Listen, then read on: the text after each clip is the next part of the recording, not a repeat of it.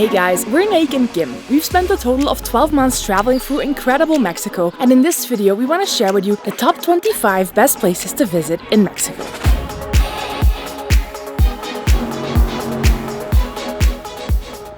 Let's jump right in with Tulum. If you're looking for the ultimate beach destination, it's hard to beat Tulum on Mexico's Caribbean coast. It is legendary for its postcard-perfect beaches with white sand and crystal-clear turquoise waters. Our favorite beach here is Playa Paraíso, which literally translates to Paradise Beach, often ranked as one of the most beautiful beaches in the world. And you absolutely cannot miss Tulum's iconic Mayan ruins perched high up on 40-foot cliffs overlooking the Caribbean Sea. It's the only known Mayan city built right on the coast. But Tulum isn't just about sand and sea. We loved strolling through the town center that mixes jungle vibes with laid-back bohemian design. Oh, and you're gonna have no problem finding a great place to stay in Tulum because we've never seen a place with so many beautiful hotels and eco-chic resorts, and there's something for every budget. Up next, Mexico's famous cenotes. Cenotes are natural sinkholes filled with crystal clear blue water that is perfect for swimming. There are hundreds of cenotes in the Yucatan Peninsula, and each one offers a distinct vibe and experience. Cenote Iquil looks straight out of a fantasy movie with long vines dangling off the limestone sides. Cenote Suitun has spectacular rock formations and a central platform which, at the right time of day, is dramatically lit by a single beam of sunlight. And we personally really loved Gran Cenote near Tulum. It consists of a large cave area with multiple areas to swim in and water so clear you can see straight to the bottom. In ancient Mayan culture, cenotes were seen as gateways to the underworld and places where the Mayan gods would appear. That is why the Mayans held ceremonies here and even made human sacrifices during tough times like droughts, hoping to get rain and good luck. For one of the most unforgettable experiences in Mexico, visit Cenote Dos Ojos, which is part of the longest underwater cave system on Earth. We went scuba diving here, and swimming inside a dark cave surrounded by ancient stalactites and stalagmites truly feels otherworldly. And don't worry, if you're not scuba certified, you can still go snorkeling. Next up, Cancun. Cancun is by far the most popular beach destination in Mexico, and with water this blue, it's no wonder. If you want to relax to the max and forget about your stress, there's dozens of all-inclusive resorts where you can spend your days lounging in the sun, swimming, eating, and drinking. We recommend the Rio Caribe, a 5-star resort that is fairly priced at around $200 per room per day, all-inclusive. As the sun sets, Cancun comes alive with its legendary nightlife. If that isn't really your vibe and you want to see a more local side to Cancun, head downtown, away from the hotel zone and the tourists, where the streets are full of taco stands that have locals lining up for truly authentic and affordable food. We personally loved the birria tacos, filled with braised beef and a brothy soup on the side. The most unforgettable experience around Cancun is a day trip to Isla Mujeres. The waters around Isla Mujeres are some of the bluest in the world, and the vibe on the island is really laid back. We loved this place. A word of warning, in Mexico, large amounts of seaweed can sometimes wash up on a Caribbean coast. It's harmless but not pretty, and it can smell. You can check the latest seaweed conditions at sargassomonitoring.com. Next up, Chichen Itza. No trip to Mexico is complete without seeing Chichen Itza. This famous ancient Mayan city is over 1,500 years old and is one of the new 7 wonders of the world. When you arrive at Chichen Itza, the first thing that will catch your eye is the towering pyramid of El Castillo. This 99-foot stone giant was a feat of engineering in ancient Mayan times and showcases the Mayans' exceptional knowledge of astronomy, mathematics, and geometry. There's other structures on the site that you can visit, like the Temple of the Warriors, the Observatory, and the Great Ball Court. The Mayans played a game here similar to basketball, but with a twist, as they sacrificed the losing team's captain to the gods.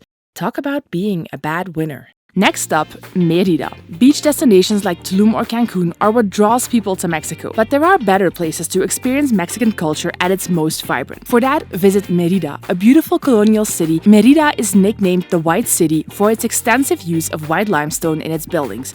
However, we have nicknamed it the Yummy City. Don't get us wrong, Mérida is beautiful with narrow streets, big plazas, and beautiful colonial architecture. But the food here is an even bigger draw. You've got to try the cochinita pibil, which is this slow-roasted pork dish that's marinated in citrus and wrapped up in banana leaves. And don't even get me started on the sopa de lima, a tangy lime soup. Oftentimes, the small street food carts will have the best and most affordable dishes. We always go to the ones that have lots of people there, so we know the food is as fresh as can be. After you've stuffed yourself like a Christmas turkey, Mérida is also the perfect jumping off point for some incredible day trips. One of our favorites is Uxmal, an ancient Mayan city that's a bit off the beaten path and way less crowded than Chichen Itza. Or, for a totally different vibe, head to the colorful town of Izamal, known as the Yellow City, or head to Celestún to see thousands of American flamingos, the largest and most pink flamingo species in the world. Up next, the Caribbean island of Cozumel, which offers some of the best diving and snorkeling experiences in the world. The island is home to the Mesoamerican Barrier Reef System, the second largest reef system on the planet. At the famous dive site called Palacar Reef, you can get up close and personal with colorful schools of fish, sea turtles, rays, and even sharks. Even if you're not a pro diver, snorkeling here is mind-blowing. Crystal clear waters make it feel like you're swimming in a giant aquarium. When you're not exploring the underwater world, you can take a stroll down the charming streets of San Miguel, the island's main town. Cozumel is a very popular cruise ship destination, so it can get pretty busy here. If you want to escape the crowds, we recommend renting a jeep or scooter and driving around the island to find your own little slice of paradise. Now we're shifting gears and heading inland. Our next stop is Lake Bacalar, also known as the Lagoon of Seven Colors. The lagoon gets its name from the stunning shades of blue that seem to change shades depending on the depth and light. In Bacalar, you can rent a kayak down by the so-called rapids, a part of the lagoon with faster flowing water, or you can take a boat ride on the lagoon, gliding past mangrove forests and beautiful swim spots. One of our favorite ways to experience Bacalar is by just relaxing at a beach club or balneario. Next up, Palenque. By far our favorite Mayan ruins that we've discovered in over a year of traveling Mexico. What makes Palenque unique is the fact that it's hidden deep in the jungle. When you first enter this site, you'll kind of feel like Indiana Jones. It's an unreal experience to walk among the remains of these ancient temples and plazas, surrounded by epic jungle with the sound of exotic birds and monkeys buzzing in your ears. But perhaps even cooler than that, at Palenque you're actually allowed to climb these temples and explore the inside as well. In Chichen Itza, that is totally off limits and will get you in a lot of trouble. These days, the easiest way to visit Palenque is on a tour from the nearby town of San Cristobal de las Casas, which usually includes a stop at the Agua Azul waterfalls. Next up, San Cristobal de las Casas, one of Mexico's most famous pueblos mágicos. San Cristobal is one of the prettiest towns in Mexico. We loved strolling down the beautiful cobblestone streets lined with colorful colonial buildings and cute cafes and restaurants. The vibe is what you come to San Cristobal for. The town is nestled in the mountains at an altitude of 6,900 feet, giving you a nice respite from Mexico's sweltering heat. San Cristobal has been awarded the title of Pueblo Mágico, which is how the Mexican government labels its most magical towns. As the sun sets, head to the lively Central Plaza where locals gather to socialize and people watch. Next up, Sumidero Canyon. Just south of San Cristobal, you'll find one of Mexico's most jaw-dropping natural wonders, Sumidero Canyon.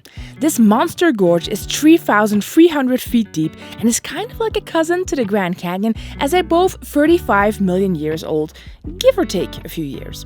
The best way to take in the grandeur of Sumidero is by boat. Boat tours depart regularly from the nearby town of Chiapa de Corzo. It's hard to wrap your head around just how huge this place is until you're at the bottom of the canyon, staring up at these 3,000+ foot cliffs covered in green vegetation with hidden waterfalls cascading down. As we floated down the river, our guide pointed out all sorts of cool wildlife along the way, like spider monkeys, crocodiles, and tons of exotic birds. And because this is Mexico, of course there is a floating store/bar right in the middle of the canyon. We got a Mexican michelada, no doubt Mexico's wackiest drink. Local beer with lime juice and chili or hot sauce, and a coating of chili around the rim of the glass. Next up, Mexico City. After 5 years of traveling full-time, Mexico City is our favorite city in the world. We love it so much that we visited 3 times and spent over 12 weeks here. As the bustling capital of Mexico, home to 9.2 million people, it's bigger than New York City in both size and population, and we're excited to share the best spots with you, including some hidden gems that other tourists would wish they knew about. Start your Mexico City adventure in the historic city center. Head straight to the Zócalo, Latin America's largest square, where you'll find yourself surrounded by some of Mexico City's most iconic landmarks, like the Metropolitan Cathedral and the Templo Mayor, which is a 700-year-old Aztec temple. Can you imagine an Aztec temple underneath Times Square? A few blocks down from the Zócalo is the Palacio de Bellas Artes, a stunning white marble palace where you'll find art exhibitions and performances. The murals inside by Mexican artists like Diego Rivera are breathtaking. But let us tell you a little secret.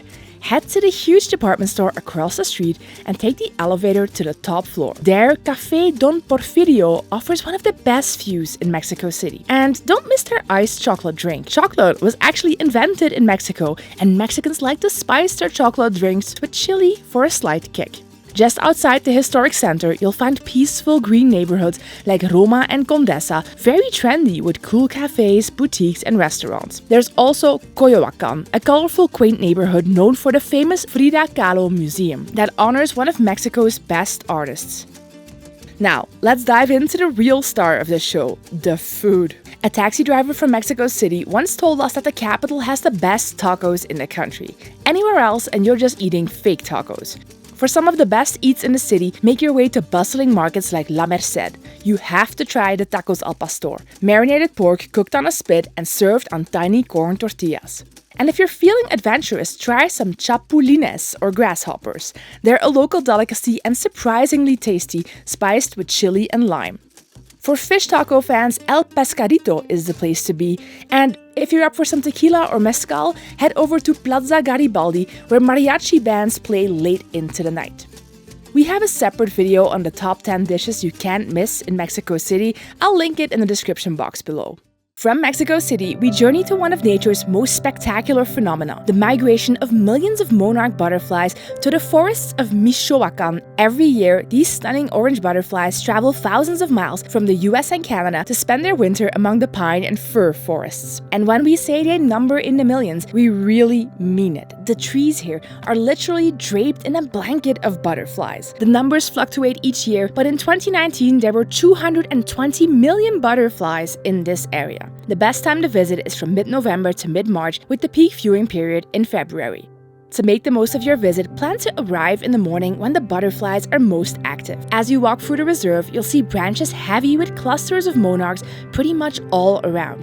The best part is, when the sun warms their little wings, the butterflies take flight, usually a whole branch taking off at once. This is a once-in-a-lifetime spectacle that you just can't miss and we'll be talking about for years. Next up is Teotihuacan, also known as the ancient city of the gods. The architecture and design of this site are so advanced that many wonder if it was actually even people who built all this 2,000 years ago.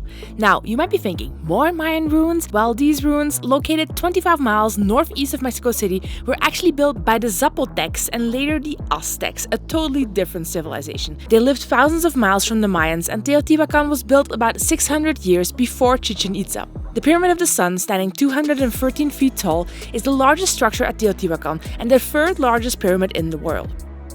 The Pyramid of the Sun was constructed as a religious and ceremonial center.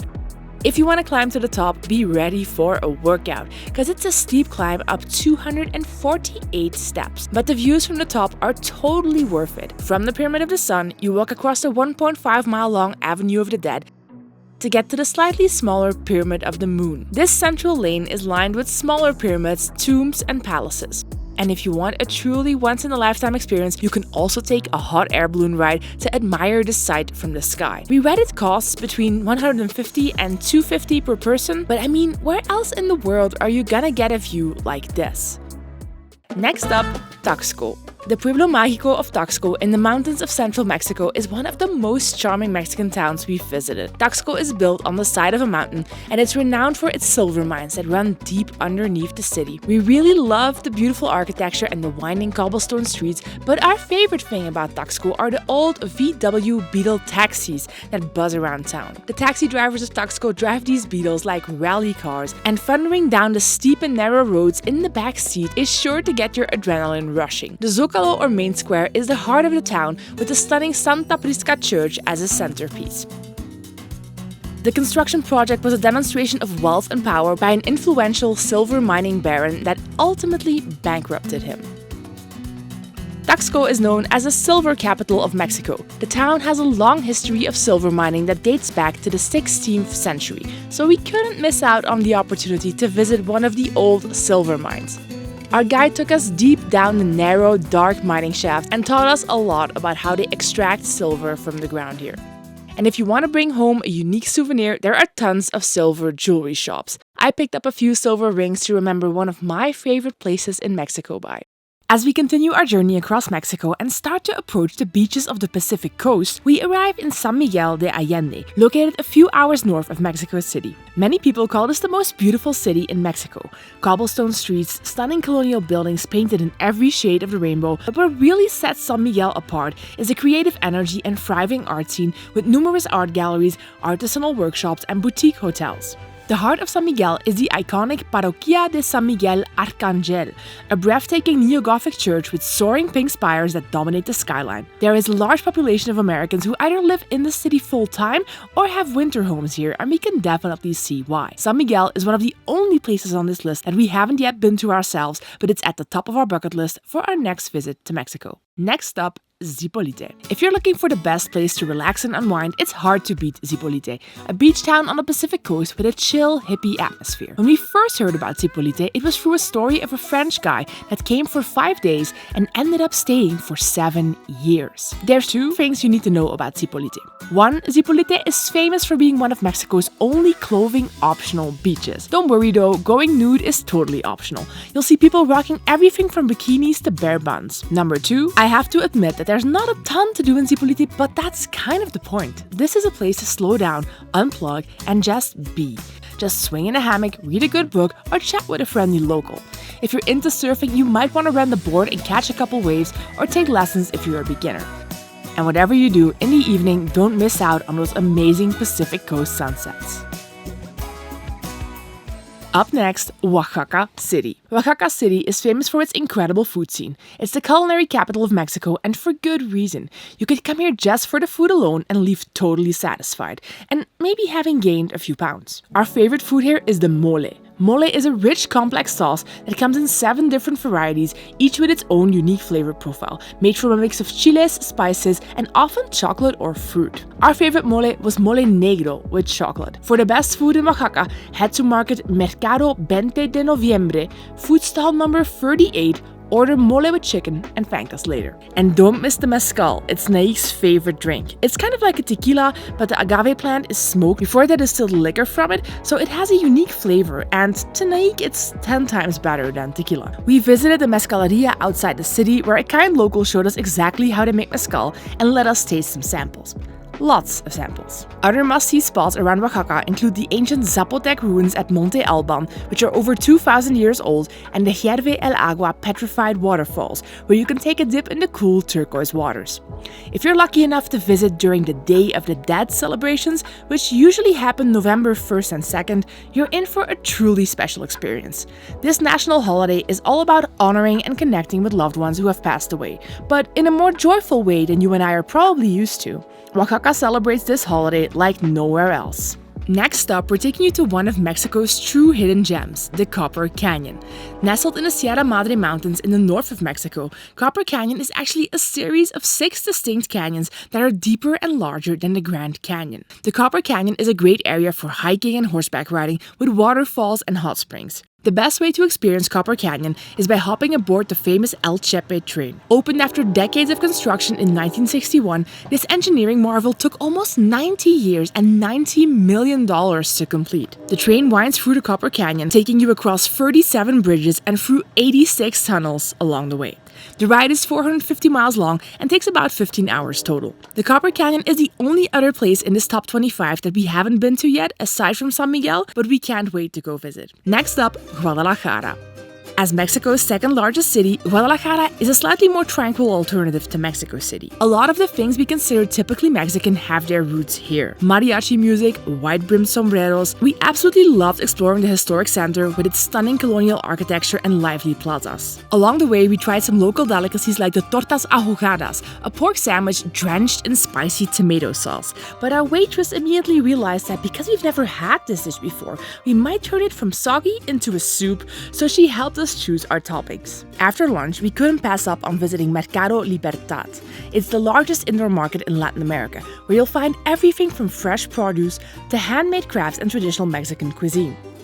And then maybe one of the most surprising pastimes in Mexico, lucha libre, Mexican wrestling with a lot of showmanship. Watching a fight is really popular in Mexico City and in Guadalajara, where matches are held in the Arena Coliseo. The wrestlers or luchadores wear these colorful masks that become like cult symbols to their fans. An evening consists of many matches and they get more crazy as the night goes on. Next up, the town of Tequila, the birthplace of Mexico's most iconic spirit. There's a bar or distillery literally around every corner here. During a distillery tour, you can learn all about the different types of tequila and how they turn the blue agave plant into liquid gold. Producers have to follow a strict set of rules to be able to label their liquor tequila. There are a lot of stands on the town square selling tequila cocktails. There was also a show where these guys climb up this high pole and then jumped off, dangling from the pole by these ropes as they played music. We ended up at La Capilla, the oldest and most legendary bar in Tequila. If you're looking for a solid hangover, you're in the right place. Their signature drink is the batanga with tequila, coke and lime juice served in a glass with a salted rim. And when the mariachi band started playing, the party was on. Next up, the Great Baja Road Trip. If you want an epic Mexican adventure, you have to consider a road trip down the Baja California Peninsula. It stretches over 1,000 miles and has everything that makes Mexico incredible. Stunning beaches, rugged landscapes, and some of the best seafood you'll ever taste. After crossing the border near San Diego in the US, we made a quick pit stop in the wine valley of Guadalupe. Yes, Baja has a wine valley to sample some of the best vino Mexico has to offer. From there, we drove to Ensenada, a charming coastal town known for its fresh seafood and lively atmosphere. The roads in Baja are actually surprisingly good, and at no point ever did we feel unsafe here. As you keep heading south, you'll start to see the landscape change from green valleys to the more rugged and remote Vizcaíno Desert. This desert is dotted with crazy tall cactuses, thousands of them as far as the eye can see. Some are over 60 feet tall. This also made for some really cool camping in our camper van. When we reached the Sea of Cortez, on the east side of the Baja Peninsula, we were driving next to these stunning azure waters that are part of Bahía Concepción, a series of pristine bays and beaches, with crystal clear water, white sand, and no crowds. We even saw dolphins when we were out kayaking. Playa El Requesón is one of our favorite beaches we have ever been to. We parked up our camper van right on the sand and had a barbecue here with friends right on the beach. Moments like this are what make road trips unforgettable. Now, we're gonna tell you about a few of our favorite spots in Baja that you just can't miss along the way. Next up, Todos Santos. This charming town is a hidden gem and you won't find anything like it in the rest of Baja. The cobblestone streets are lined with well-preserved buildings, many of which have been transformed into unique boutique hotels, cute little restaurants, and one-of-a-kind shops. But there is one building in particular that Todos Santos is famous for, Hotel California. Yep, the one from the famous Eagles song. It's said to be the inspiration for the song, although the band has denied any connection. But hey, why let facts ruin a good story? Regardless, it's a must-see for any music lover. Just remember, you can check out anytime you like, but you can never leave. We also visited some of the nearby beaches like Playa Los Cerritos and La Cachora. This is one of the few places in Mexico where we found ourselves alone on a pristine stretch of sand. When we were there, it was whale season and we saw huge humpback whales playing around in the ocean, reaching the surface way off in the distance. And to our surprise, a pod of curious gray whales even swam right up close to the beach. They were just chilling and playing around in the surf a few dozen feet away from us. Now, where else in the world can you experience something like this? And now, let's head down to the southernmost tip of Baja California to the famous resort town of Cabo San Lucas. Out of all the places we visited in Mexico, Cabo is definitely one of the most action-packed. First off, you've got to see El Arco, the famous arch-shaped rock formation at the southernmost tip of the Baja Peninsula. We took a $10 boat tour out there and the water was so clear and blue and the views were stunning. Near the arch, you'll find Lover's Beach, which is only reachable by boat. The towering rocks create this really dramatic backdrop. Just beware that the Pacific side of this beach, called Divorce Beach, has really rough waves and is dangerous for swimming because of riptides. So stick to the Lover's Beach side and just relax, swim, and maybe have a snorkel. Speaking of snorkeling, the coral reefs around Cabo are teeming with colorful fish, sea turtles, and even way bigger stuff. We did a dive near the arch at Land's End where there's a colony of sea lions and we actually came across them playing underwater. They were very curious and they came pretty close. It was unforgettable. Cabo is also known for incredible deep-sea fishing. You can charter a boat and go out trying to catch marlin, tuna, and all sorts of other big fish. We went on a half-day boat ride and managed to catch a few good-sized fish. But our coolest memory from Cabo was kayaking near the Arch. We actually caught a really big yellowtail when fishing right from our kayak. We took it to one of the many restaurants down by the marina that says, "You hook it, we cook it," and the chef prepared the fish for us in 7 different ways. Just look at this platter, that is the fish we caught. Next up, La Paz, the capital of Baja California. La Paz is a laid-back city, perfect to just chill out and enjoy the stunning beaches. Playa Balandra is consistently ranked as one of the most beautiful beaches in Mexico, with crystal clear water and super soft sand inside this shallow bay. But our favorite experience in La Paz was snorkeling with whale sharks.